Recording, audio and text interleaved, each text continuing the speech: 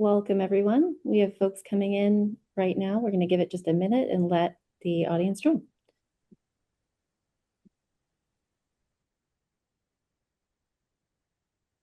All right. Welcome, everyone. My name is Kelly Lobianco. I'm the director of the LA County Department of Economic Opportunity. I'm really excited to be here with the Los Angeles County Economic Development Corporation and their Institute for Applied Economics, with our friends at the California Jobs First and GoBiz at the state, and supervisors Lindsay Horvath and Catherine Barger. This is part 2 of the Los Angeles Wildfires Economic Update.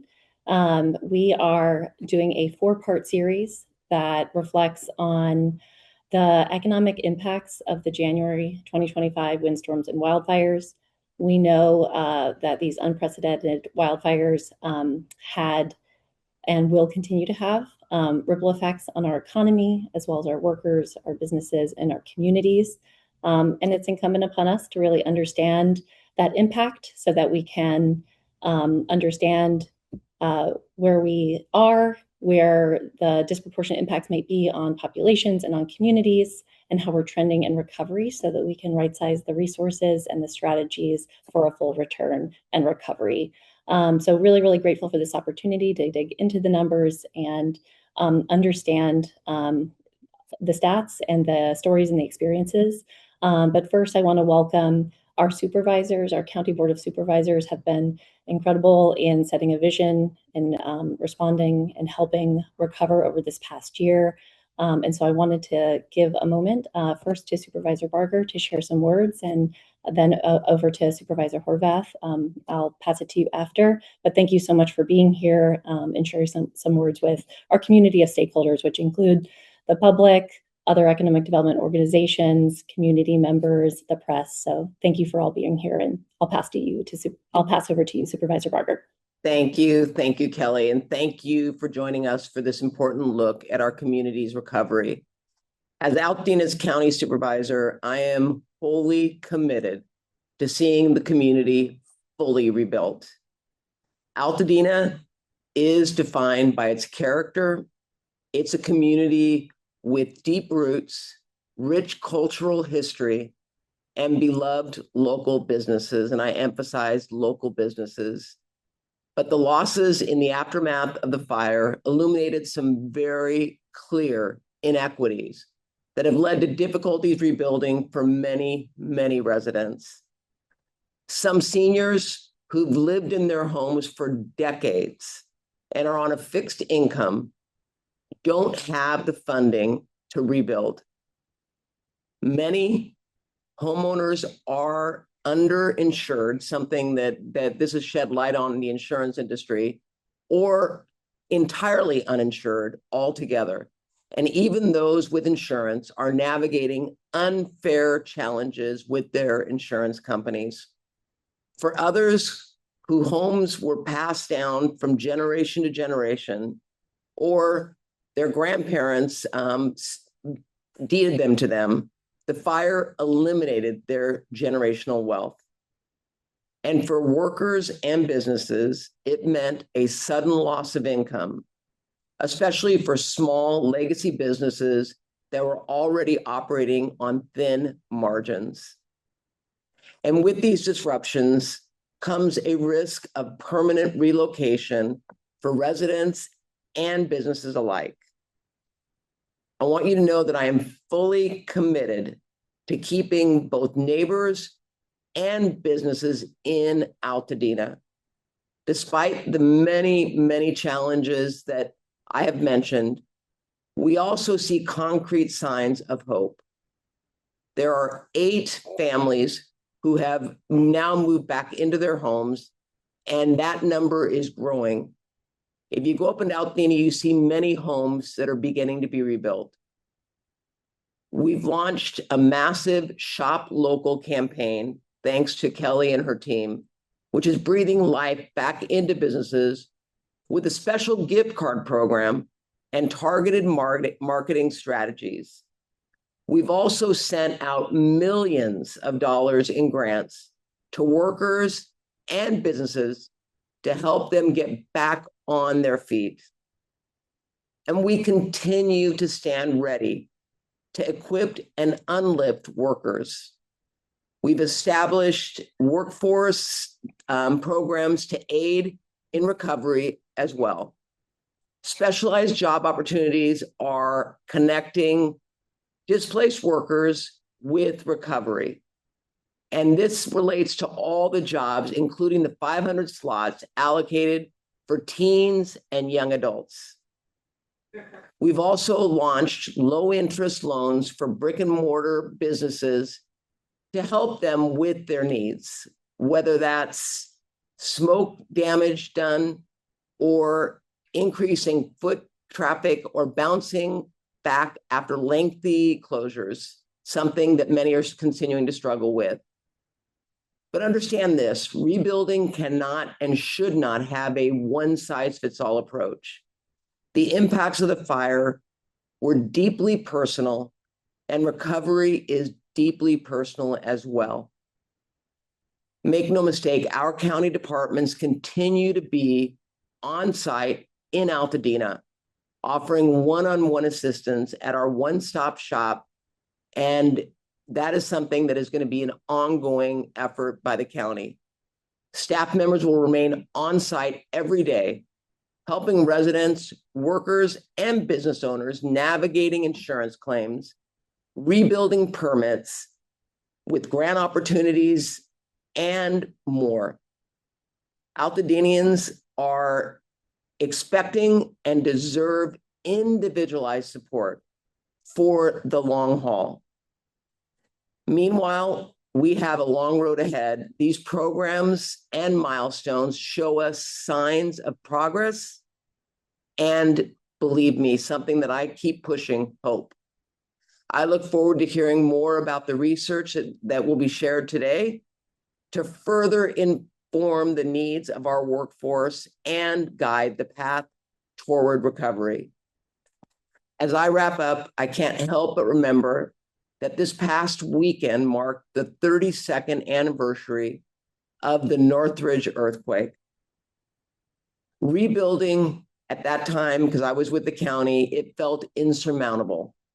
But these years later, we see a fully restored and thriving community. That's my hope for our communities in the wake of the fires. I know it can be done, and despite the hurdles and hardships, recovery is possible. You have my promise. We will rebuild, and we are already seeing it happen now. Thank you for having me. Thank you so much, Supervisor Barker. We appreciate your remarks and all of your leadership on this. Supervisor Horvath, I'm happy to pass it over to you as well. Thank you so much, and good morning to everyone who's joined us and who will be watching going forward. It is my honor to serve as the supervisor for the 3rd District. And in 2025 terms, my district included the entire footprint of the Palisades Fire, as well as the Kenneth Fire, the Archer Fire, the Sunset Fires, Sepulveda Fire, Woodley Fire, and Hearst Fire. Earlier this month, we marked the anniversary of the 2025 wildfires that devastated our neighborhoods and the region. And I want to thank Supervisor Barger and her staff for the partnership that they have offered, not only during the height of that very traumatic time while the fires were burning, but also in the aftermath and the recovery. Too many lives were lost, and there was extensive destruction to homes, to businesses, to nonprofit organizations, which serve as the lifeblood of our neighborhoods and our communities. And we know that the county continues to stand alongside our families, workers, and businesses, as well as all of the community members who are on a road to recovery and to rebuild what will once again be vibrant communities. And we have made direct investment as a county in each of these populations, and we will continue to stand alongside each and every person who needs assistance along the way. On this journey, I'm actively engaging community members to ensure recovery reflects their needs, as well as examining data, such as what will be shared today, so that the data can inform our action. I also want to extend my gratitude to the Governor's Office of Business and Economic Development for their partnership in funding this important economic impact study, and to our Director of of the Department of Economic Opportunity, Kelly LoBianco, for your partnership in supporting communities, including efforts ranging from our county relief grants for small businesses and workers to workforce programs to support recovery. And of course, to Stephen Chung and the entire team at LAEDC for being stalwart partners in analyzing the data and providing a thorough update, which will be presented here today.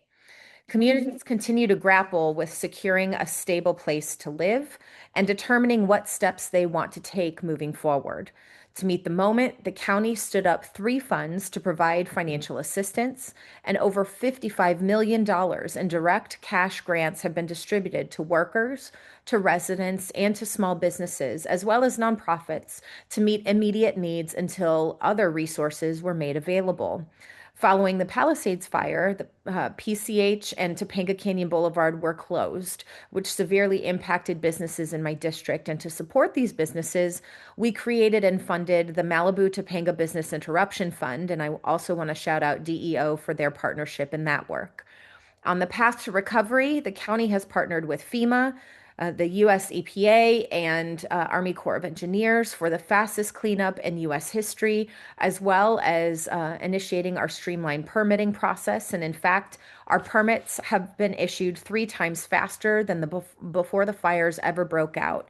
But we know there is still work to do, and we are committed to working with our communities to ensure families are back home, that neighborhoods are whole again, and that these thriving communities have resilient infrastructure, active public spaces, and local businesses. I convened a Blue Ribbon Commission on Climate Action and Fire Safe Recovery with 20 national experts, including business and economic development, as well as leading experts at UCLA to guide our recovery. These recommendations are tools for all levels of government, for cities, the county, state agencies, and our entire region on how to deliver a resilient recovery, most notably the need for unified governance and financing to restore infrastructure, streamline processes, and to reduce costs. In response, a disaster relief financing district has been established in my district as well as in the 5th district, both of which will provide invaluable dollars for resilient recovery and investment. There was tremendous impact in the fire burn footprint areas as well as throughout Los Angeles County. And we also know there has been significant economic disruption across the region. This series of webinars will provide necessary data and information to structure our recovery and ensure that it is equitable and focused on resilience in the face of future disasters. Thank you for inviting me to share a few words today, and I look forward to the work we'll do in partnership ahead. Thank you, Supervisor. I also appreciate your words and your leadership and all of your partnership as we recover. For folks that don't know the Department of Economic Opportunity, we are the county's economic development agency and are partnered with the Board of Supervisor on long-term recovery and economic recovery. And so we look forward to that planning and the part that this data analysis plays in our strategizing and our development of resources that enable us to recover. Folks will see the Department of Economic Opportunity in the field in the areas that have been impacted now and into the future.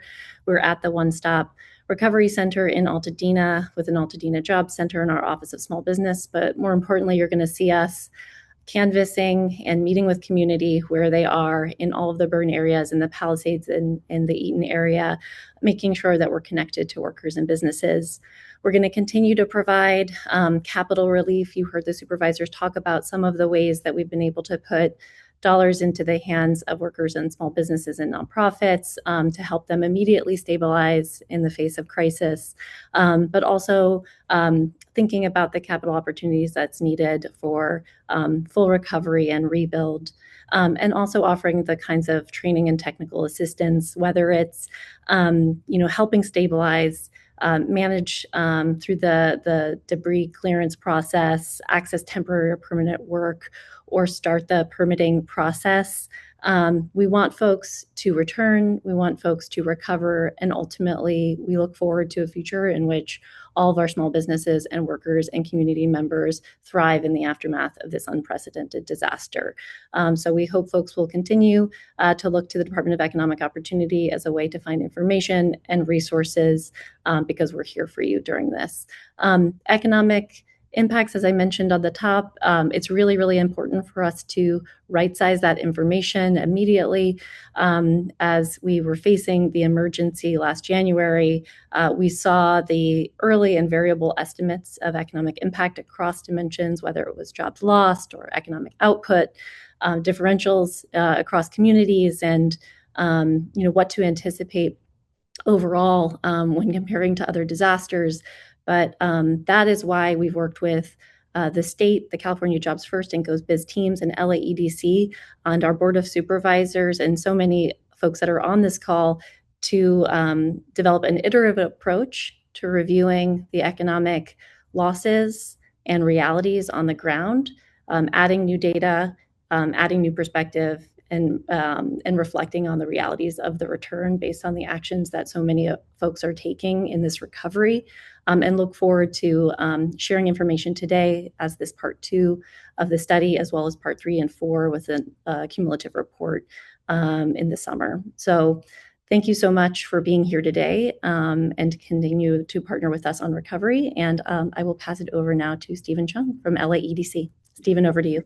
Thank you so much, Kelly, and thank you so much, Supervisor Barger and Supervisor Horvath as well. Good morning. My name is Stephen Chung, the CEO for the Los Angeles County Economic Development Corporation. We're delighted to have the opportunity to present with you some information and data that we collected regarding the fire recovery as well. The wildfire that impacted Los Angeles County were not just an environmental disaster. They were a profound economic and community shock. A year later, businesses, workers, and families are still navigating what recovery looks like and why this conversation remains so important. At LADC, our role is to bring clarity during moments of uncertainty. This briefing is part of our ongoing commitment to provide timely, data-driven insights that will help policymakers, business leaders, and communities understand not just what was lost, but what recovery will require. What you see today is a picture of uneven impacts. Primary fire areas experience significant business and job losses, while surrounding areas show mixed signals of stabilization and rebound. Small businesses, tourism, housing, and workforce dynamics are all closely connected, and recovery in one area depends on progress in another. At the same time, rebuilding represents a major opportunity. The scale of reconstruction will require a substantial workforce and sustained investment over multiple years. How we align workforce development, housing recovery, and infrastructure financing will shape not only just recovery, but long-term resilience and competitiveness for Los Angeles County. Today's goal is to ground that conversation in data and elevate the choices in front of us. I want to thank our research team and our partners at GoBiz, DEO, and Supervisor Barker and Horvath for their hard work and dedication. And at the end of this presentation, I want to say that there will be some time for us to do Q&A. And thank you for those of you who are already using the Q&A function. We will answer them as we're presenting, and also we'll leave some time for Q&A. And with that, I will turn it over to our experts to walk us through the findings in more detail. Shannon? Thank you, Stephen, and good morning, everyone. I'm Shannon Sedgwick, Vice President of Research and Policy at LAADC. Before moving into the data, it's important to situate this analysis within LAADC's broader wildfire response. Through the Wildfire Catalyst Grant, our work spans research, business assistance, fund development, workforce support, and regional recovery efforts. On the research side, this presentation represents the second in a series of 4 quarterly briefings that will culminate in a comprehensive final study. Beyond analysis, LAEDC has supported small businesses directly through recovery centers, resource toolkits, and grant administration, while also advancing regional initiatives like LA is Open to restore consumer confidence and support tourism.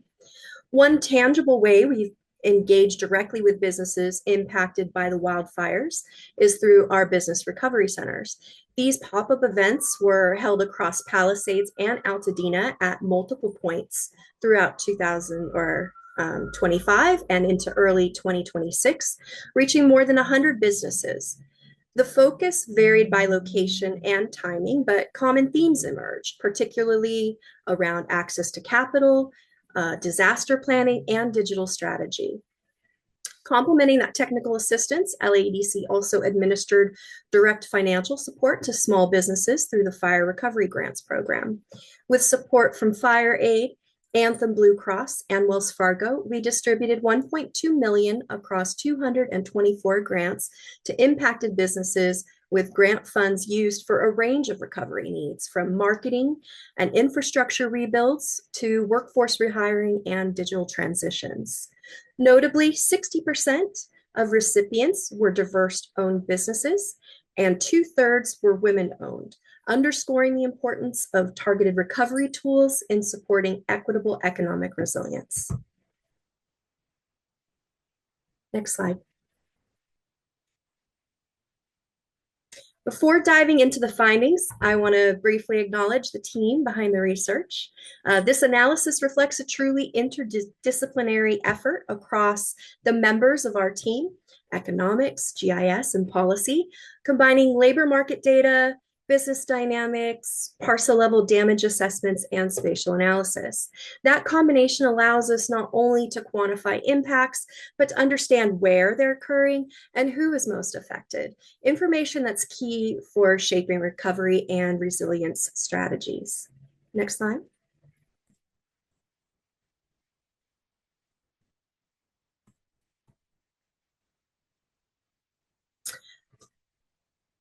To ground today's discussion, update number 1 focused on the socioeconomic characteristics of affected areas, structural damage, business disruptions, including secondary fire areas, and early recovery indicators as of September 2025. Next slide.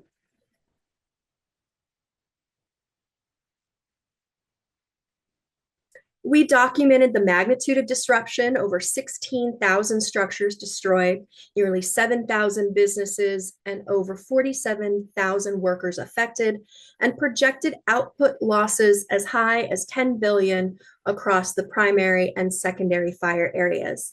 At the same time, early recovery indicators showed rapid debris clearance and progress with insurance payouts, setting the stage for today's analysis of what recovery looks like several months later. Next slide. Today, we focus on how conditions have changed over time, starting with businesses and employment, then moving into rebuilding workforce needs, housing market dynamics, tourism activity, and finally, a policy discussion around financing resilient infrastructure. Next slide. With that, we now turn to the data on how these wildfires are showing up in our regional economy. The first section looks at temporal changes in businesses and jobs, allowing us to track how activity has shifted over time across primary and secondary fire areas and how those trends compare to the rest of Los Angeles County. I'll now turn it over to Matthew Skyberg, our senior GIS research analyst, who will walk us through these changes and their underlying spatial patterns. Matthew? All right, thank you, Shannon, and good morning, everyone. So to start, we're going to be comparing the year-over-year percent change in establishments and employment using QCEW data we obtained from the California Employment Development Department in our partnership with the Los Angeles County Department of Economic Opportunity. So specifically, we're looking at Q2 of 2024 versus Q2 of 2025 across the primary and secondary fire areas. And this is benchmarked against the remainder of Los Angeles County outside of those fire areas. Just to note, the primary fire areas are defined as the burn perimeter, and the secondary fire areas are those areas that were under mandatory evacuation orders during the fires. So they were required to evacuate. So the key takeaway is that the primary fire areas experienced the sharpest disruption, and the decline is much stronger for employment than it is for business counts. In the Eaton primary fire area, establishments declined 6.2%, while employment fell 19.1%. So this points to major workforce disruption in addition to the business interruptions. In the Palisades primary fire area, the pattern is even sharper. with establishments down 9.4% and employment is down 26.3%. And this is consistent with severe structural damage and prolonged disruption that has been occurring. Moving on to the secondary fire areas, the impacts are smaller and more mixed. In the Eaton secondary fire area, the establishments were down 3.1%. Employment was nearly flat, down just 0.5%. And in the Palisades secondary fire area, the establishments were down 5.2%, but employment was actually up 0.8%. So this may reflect job shifting and continued operations in part of the secondary zone and ramping up of the early recovery activity. For context, the rest of the county is essentially flat on employment, down just 0.1%, while establishments are down 3%. So that baseline helps show that the steep employment declines are concentrated in the most impacted fire areas, and they're not driven by a broader countywide shift. Next slide. So next, we'll take a look at the Eaton employment by industry supersector to show where the job losses are concentrated and which industries they're concentrated, and where the secondary fire area looks different than the primary.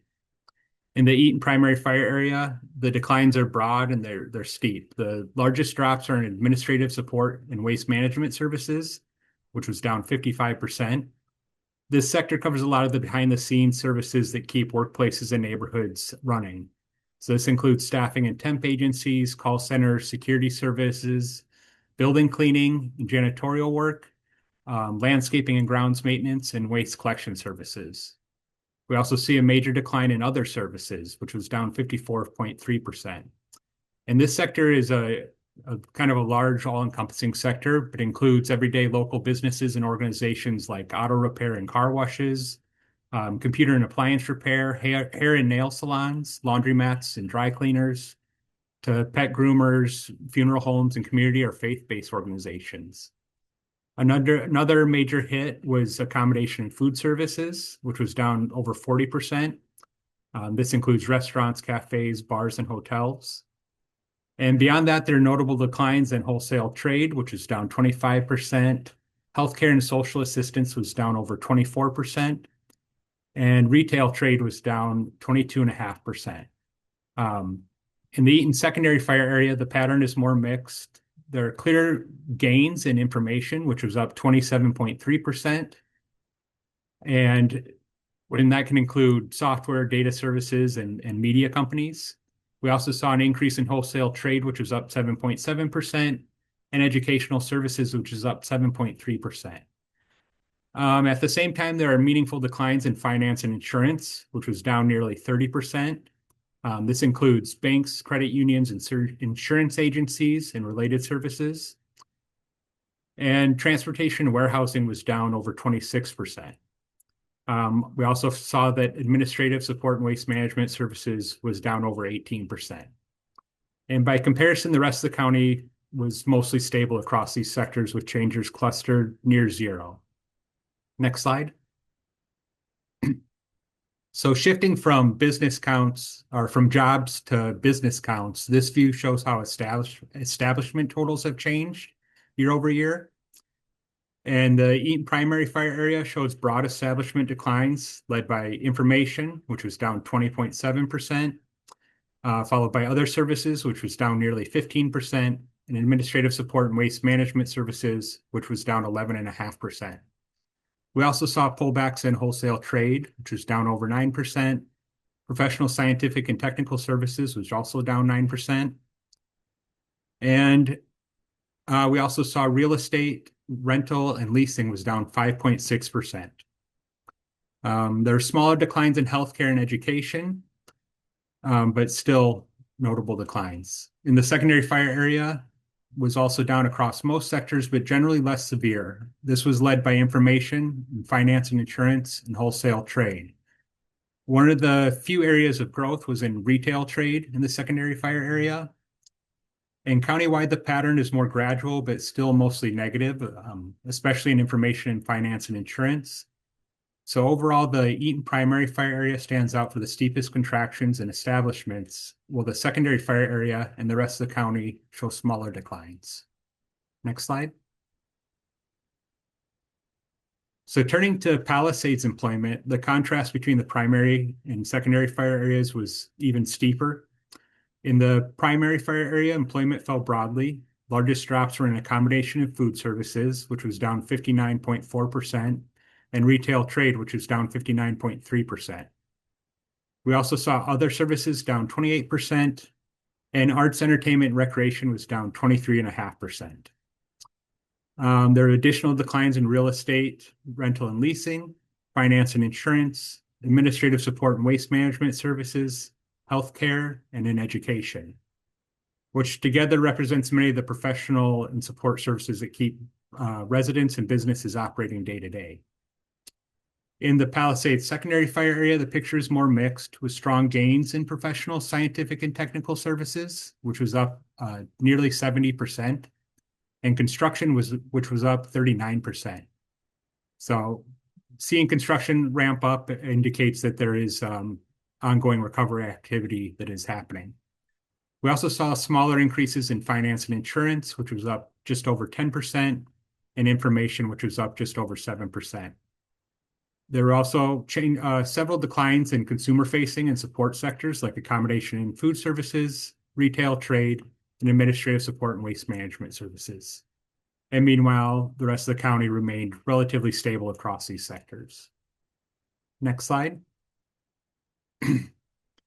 So looking at the change in establishments in the Palisade fire areas, the Palisades primary fire area, the pattern is broadly negative across most sectors. The steepest drops are in educational services, wholesale trade, and arts, entertainment, and recreation. There are also additional pullbacks in real estate, rental and leasing, construction, and in other services. In the secondary fire area, the direction is still mostly negative, led by declines in information and in education, with additional decreases in administrative support and waste management services, wholesale trade, construction, and retail trade, while healthcare was essentially flat. Countywide, the changes are smaller, but generally still trending downward across the sectors that we're showing in the chart on the right. Overall, the Palisades primary fire area continues to stand out as the area with the most consistent contraction in business activity. Next slide. So from here, I want to take a look at businesses that did not report in Q2 of 2025. And this is a way to flag potential closures. Non-reporting can reflect closure or relocation, or it could just be reporting delays from the business. So it's not definitive on its own. The California EDD generally considers a business closed only after 4 consecutive quarters of non-reporting. So this is best treated just as an early warning indicator, not as a sign that businesses have definitively closed. In Eaton, non-reporting within the fire perimeter is limited. There were 8 businesses total, with healthcare standing out even at this small scale with a total of 4. The Eaton secondary fire area is different. We see 51 non-reporting businesses with healthcare accounting for 22. The remainder is spread across multiple super sectors, suggesting broad disruption rather than a single industry being affected. Spatially, we can see that the hotspots align with the foothill edge and cluster around La Cañada Flint Ridge in Montrose and Altadena and the Pasadena edge heading east towards Sierra Madre. Next slide. So for the Palisades, non-reporting is more moderate in both geographies. There are 20 businesses in the primary perimeter and 21 in the secondary area. Within the fire perimeter, non-reporting is distributed across several day-to-day categories, including retail trade, finance and insurance, real estate, and other services. So that points to disruption across multiple local serving businesses rather than a single sector. In the secondary area, the highest counts show up in professional, scientific, and technical services and in healthcare, which suggests that the signal is not limited just to consumer-facing activity, but also in professional services. On the map, the densest concentration is centered around the Pacific Palisades, with the secondary cluster to the east in Brentwood. And there's a smaller set of scattered points around Topanga and elsewhere. Next slide. So now we're going to move into talking about the cost of rebuilding. And seeing what the estimated workforce needs are to achieve this rebuilding effort. We can go to the next slide. So first, just talking about the cost of rebuild and the methodology we use to estimate the rebuild cost. So just to briefly summarize how we estimated this, since the cost ranges feed directly into the rebuilding employment needs analysis that's going to follow. So we started with DIN's parcel level damage assessments from CAL FIRE, and we joined those to the county assessor parcel maps so we could understand the type of structures, the square footage of the structures, and the use types for each parcel. And then finally, we summed the parcel level estimates to produce a total rebuild cost ranges, a high and a low, for the Eden Palisade burn areas. So using this approach, the total estimated rebuild cost is $19.7 billion to $29.3 billion. And like I said, this estimate's based on the square footage of buildings that were damaged. So rebuilt structures could theoretically be larger or smaller than the structures they're replacing. And these totals reflect the cost assumptions used in the model. And just to note, they do not include debris removal and cleanup, our furnishings and equipment, landscaping, land improvements, and other non-building costs. This is more focused on the hard and soft cost of the structural replacement. So these rebuild costs are the scenarios, the foundation for estimating the workforce demand required for rebuilding, which my colleague Dan Way will walk through next.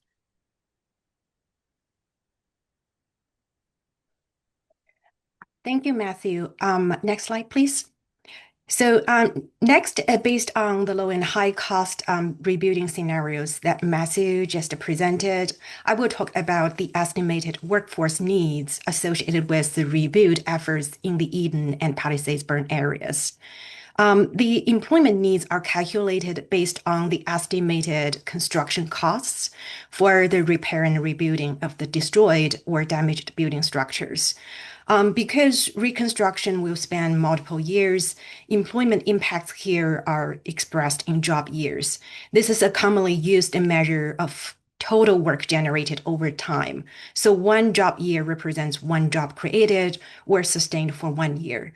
For example, if a rebuilding effort supports 100 jobs for 5 years, that equals 500 job years.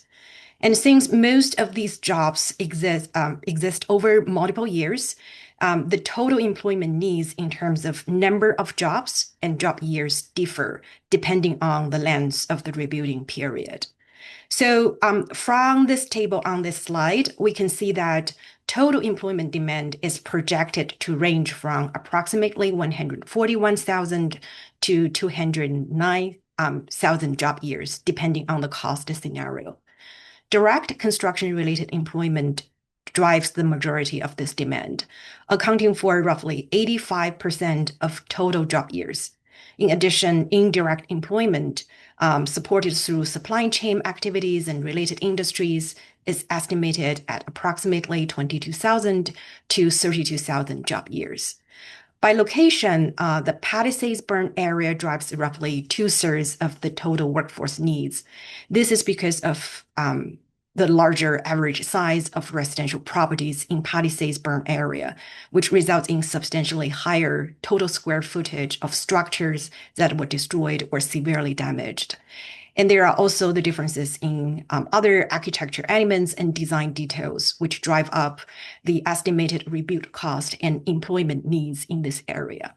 And then Eden burn area represents the remaining share with substantial but comparatively smaller workforce needs. Next slide. So next, we examined the direct and indirect employment needs, the distribution among major occupational groups. Occupations here represent the different roles of workers required for the rebuild effort. Direct employment is heavily concentrated in construction and extraction occupations, which account for over half of all direct jobs. And then management and office and administrative support together represent roughly 1/4 of the direct employment. This reflects the significant need for project oversight and coordination. Business and financial operations account for another 8.6%. The remaining direct jobs are distributed across sales, installation, repair, transportation, architecture, etc. While each of these categories represents relatively small share individually, together they provide essential support services that enable the rebuilding process to function effectively. Next slide. So indirect employment generated by the rebuilding effort is more broadly distributed across service, logistics, and production occupations.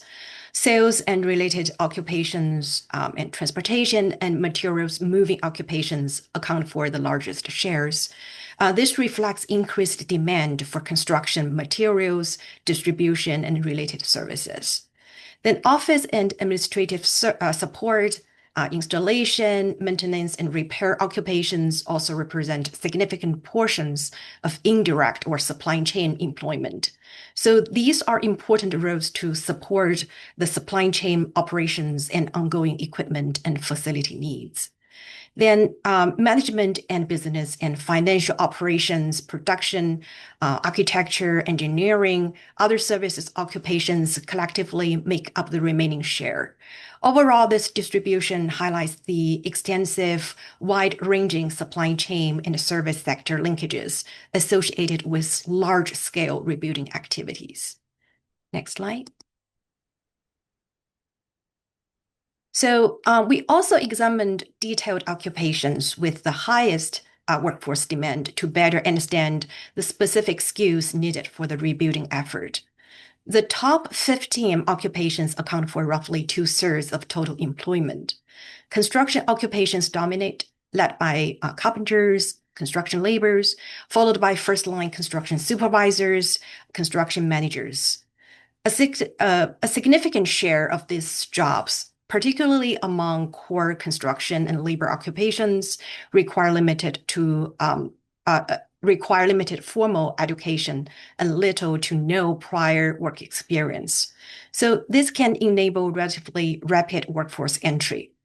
At the same time, rebuilding activities also generate substantial demand for management and professional roles, including general and operations managers, project management specialists, cost estimators, and accountants, etc. Many of these occupations require bachelor's degrees and, in some cases, prior experience. And other high-demand occupations include administrative, sales, and customer services roles, which further demonstrate the diverse workforce profile needed to support recovery. Next slide. Okay, with that, I will hand the presentation over to Max and Matthew.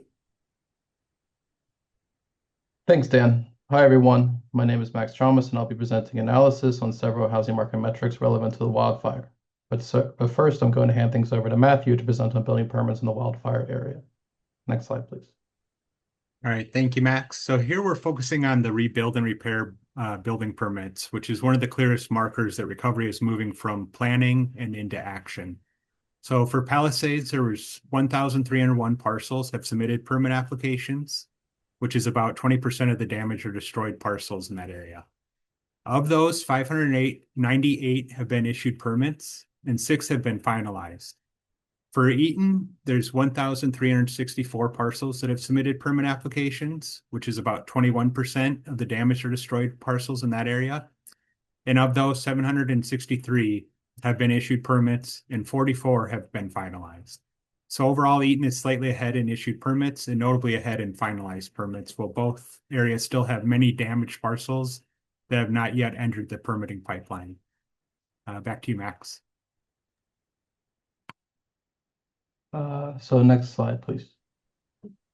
Okay, so thank you, Matthew. To continue from what Matthew just presented, focusing on issuing building permits is important because the rebuilding process can only begin once the permit is issued. Recently, we counted over 2,800 general purpose building permits, such as permits for homes, pools, or garages, have been issued to residents impacted by the wildfires. The average time from application date to issuance date for new residential permits across multiple jurisdictions was about 81 business days. To compare LA's progress to other recent wildfires, we'll specifically look at the percentage of destroyed residential buildings with a rebuild permit, as displayed on the right-hand side of the screen.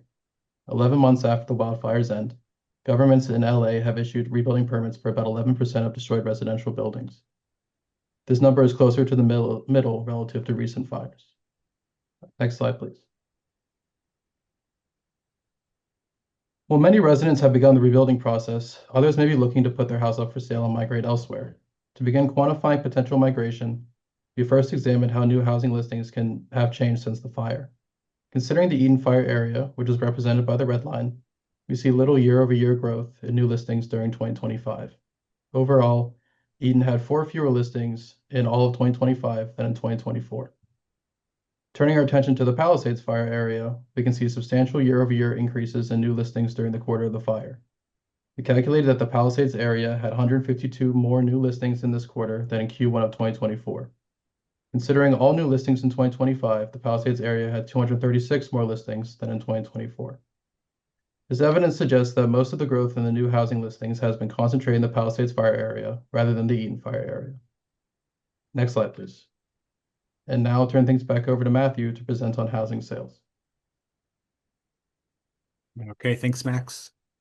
So here we're looking at the housing sales activity within the primary and secondary fire areas through November of 2025. And this is using parcel level residential sales. In the Palisades primary fire area, there were 407 housing sales through November. And in the Eden primary fire area, there were 399. So across both primary areas, the sales are overwhelmingly single family at about 96%, with multifamily accounting for 3% and non-residential properties accounting for 1%. In the Palisades secondary fire area, there were 466 housing sales through November. And in the Eden secondary fire area, there were 709 parcels sold. And across the secondary areas, there's still predominantly single family at 94%. And then 3% multifamily and 3% non-residential. So these totals set the stage for the trend view that follows, where we'll look at how sales accumulated across the year compared with prior years. So back to you, Max. All right. Next slide, please. Thanks, Matthew. We'll now look at housing sales in the fire area in 2025 compared to previous years. To do this, we'll look at cumulative housing sales from January through November for the last 6 years. Looking at the Eden fire area, we can see that housing sales in 2025 started lower than any comparison year for the month of the fire and the year after. Eventually, 2025 became one of the highest sales years in the Eden fire area at 397 sales by November. For the Palisades fire area, we observed that sales in 2025 were normally low up until about July. By November, 2025 sales in the Palisades fire area were in the middle of the housing sales distribution for previous years at 406 sales. Compared to more recent years, it appears that both fire areas had significantly higher sales in 2025. The Eden area, for example, had 150 more sales by November than in 2024. However, after October, the rate of increase in housing sales may be tapering off, and more data will be needed to confirm this trend. Next slide, please. We'll now turn to the rental market to examine how the wildfires affected rent prices throughout the county. To explore this, we measured changes in rent using the Zillow Observed Rental Index, or ZORI, which are represented as the blue dots in the left-hand side graph. ZORI is a dollarized index that measures the middle rental price in a geographic area. As we can see in the left-hand side graph, the middle rent was increasing in LA County over 2024. To examine what happened to rents in 2025, we use the 2024 trend, which is the red line in the left graph, as a comparison to see if rents deviated from trend in response to the fire in 2025. This is known as detrending. To get monthly detrended ZORI values, we subtracted the red line from the blue dots to create the blue line in the right-hand side graph. As we can see, when the fire occurred in January 2025, there was a slight short-term increase in the middle rent for LA County. However, by 4 months from the end of the wildfire, the middle rent in the county began to cool below its 2024 trend. Next slide, please.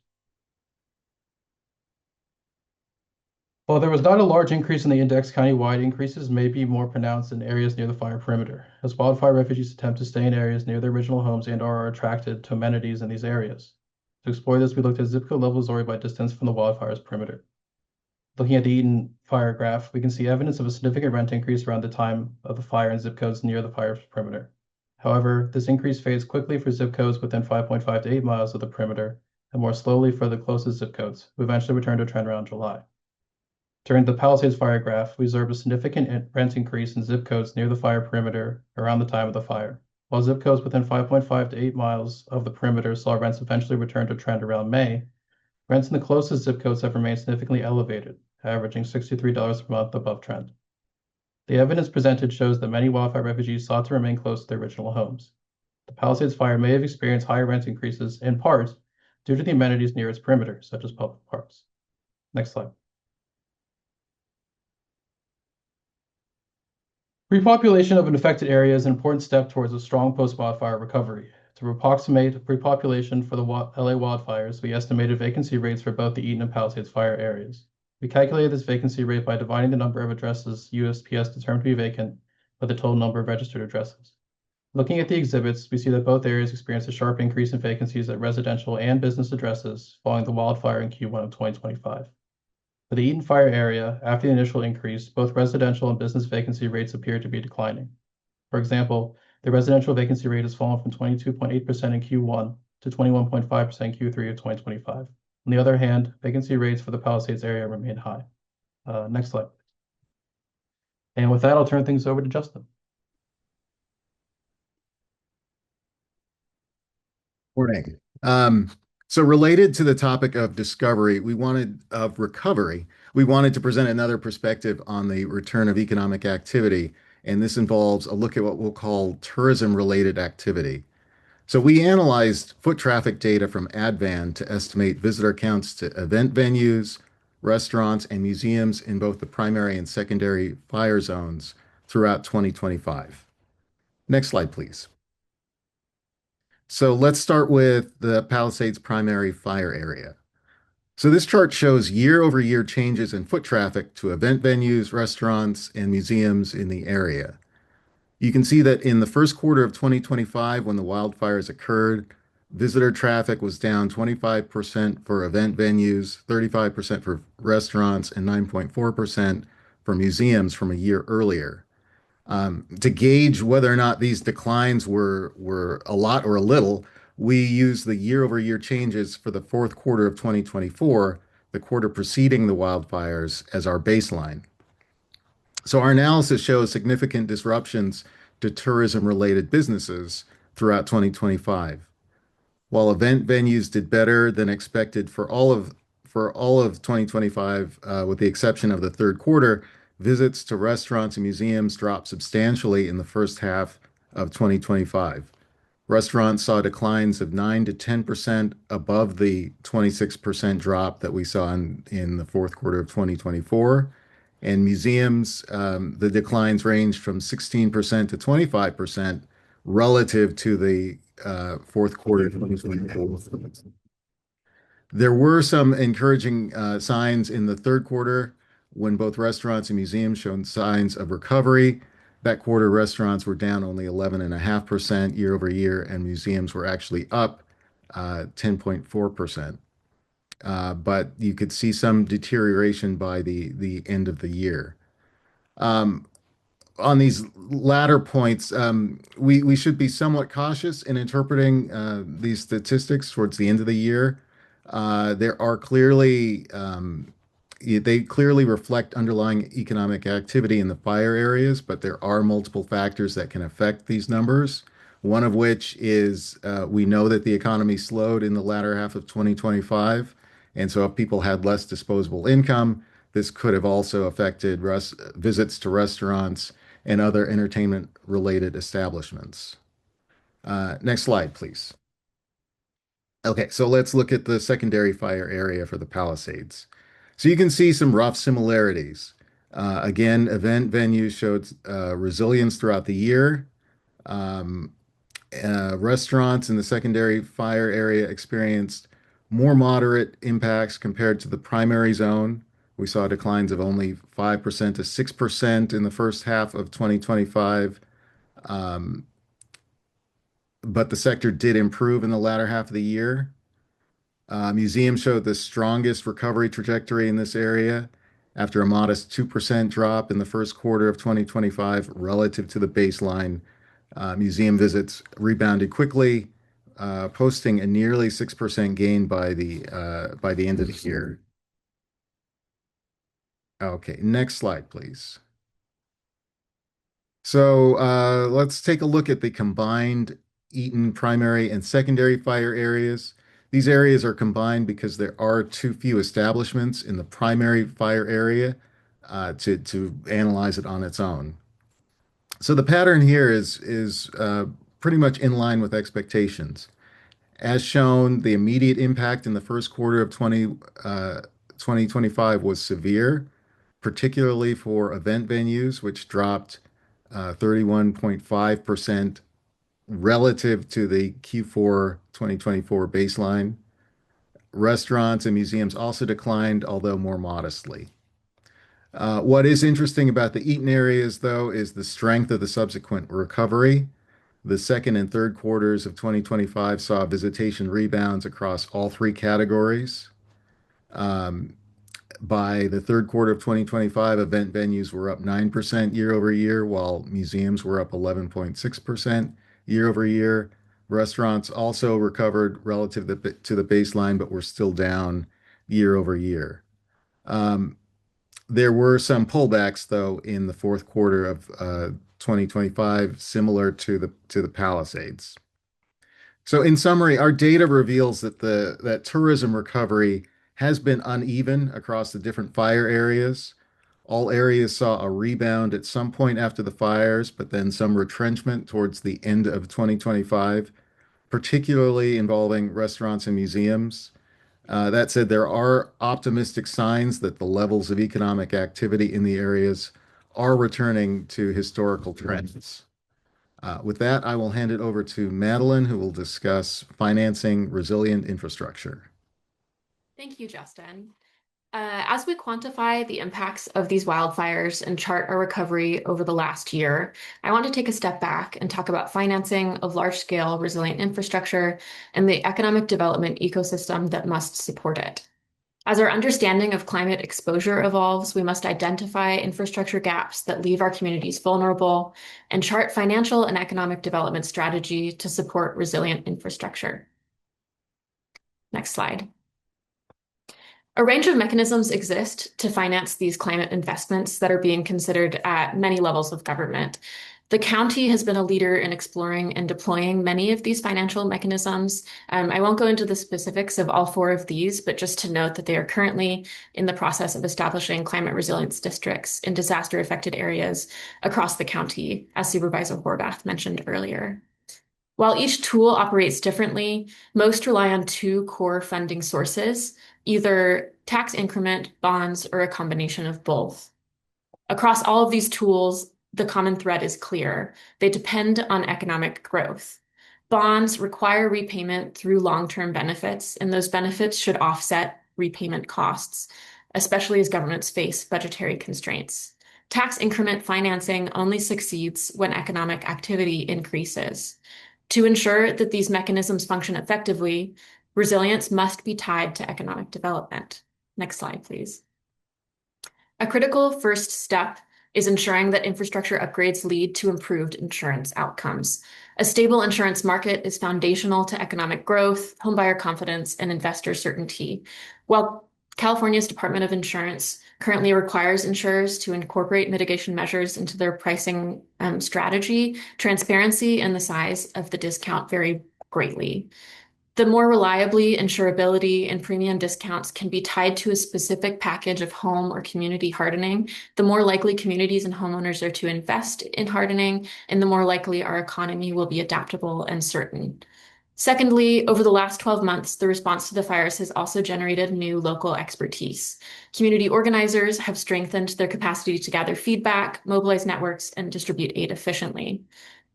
Los Angeles can also build industry leadership in areas such as climate resilience prefab housing, community networks, and early warning systems. These opportunities could be aligned with existing policy frameworks such as CalCompete's tax credits and local commercial corridor and workforce development strategies. Finally, strengthening small business resilience will bolster regional economy.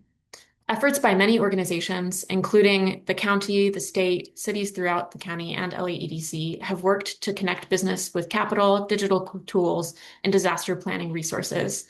These provide benefits that extend beyond recovery. As businesses can conduct risk assessments, improve their online presence, and access resources more quickly, they're more likely to withstand future disruptions at every scale, from personal to existential.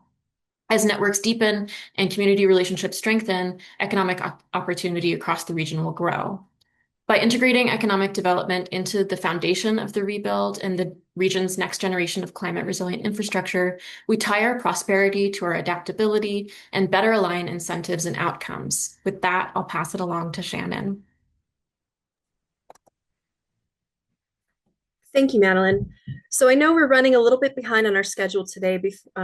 Before I jump into some of the key takeaways from our presentation, I do want to say that you can submit your questions if you have any to us via email, and that the copy of this presentation, along with a recording, will be posted on the LAEDC website before the end of this week.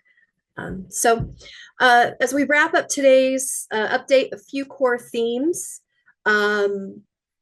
stand out clearly from the data. First, the economic impacts of Eaton and Palisades wildfires remain highly localized but deeply interconnected. While LA County's overall labor market has remained relatively stable, the most severe disruption continues to be concentrated in the primary burn areas. So between the second quarter of 2024 and the second quarter of 2025, employment fell by roughly 19% in Eaton and 26% in Palisades, compared with essentially flat employment countywide. So these losses are concentrated in locally serving, consumer-facing industries. Those are sectors that depend directly on residents, visitors, and day-to-day activity returning. Second, recovery is unfolding unevenly across surrounding communities. So secondary fire areas show more mixed outcomes, including some stabilization and modest employment gains, but elevated levels of non-reporting businesses suggest that many firms remain under strain and are at risk of closure. Rebuilding represents a major multi-year source of economic activity, but one that will take time to materialize fully. Total rebuilding is estimated to generate between 141,000 and 209,000 job years, with about 85% tied to direct construction employment. Roughly 2/3 of worker demand is concentrated in the Palisades fire area, and it's reflecting the scale and cost of damage there. So this underscores both the opportunity and the challenge ahead, sustaining workforce capacity, permitting, throughput, and financing over multiple years. Housing market impacts remain highly geographic, so sales activity increased in both fire areas during 2025, while new listings and rental pressures diverged sharply. So zip codes closest to the Palisades fire perimeter experienced sustained rent increases above trend, while Eaton adjacent areas saw shorter-lived effects. Vacancy data show gradual improvements in Eaton, but continued elevated vacancies in Palisades, pointing to different recovery timelines. Finally, tourism-related activity remains weakest in primary fire areas, particularly in Palisades, while secondary areas show clearer signs of normalization by late 2025. This matters because tourism recovery is closely tied to small businesses, employment, and community vitality. So taken together, the second update reinforces that wildfire recovery is not a single speed process. The data shows continued hardship in the most affected communities, alongside the scale of rebuilding and economic activity required to supporting long-term recovery. This analysis provides a clear empirical baseline as we continue tracking how rebuilding, repopulation, and economic conditions evolve in the months ahead. Next slide.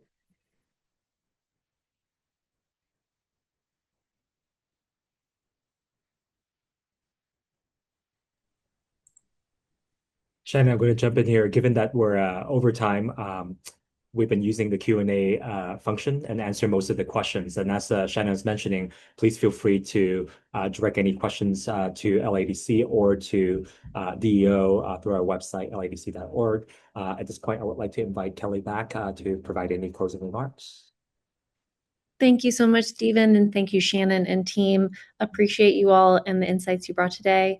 As Stephen said, we welcome additional conversation, direct questions, and follow-up to this, and we'll be back with a third briefing in a few short months. So thank you, Stephen, and thank you, everyone.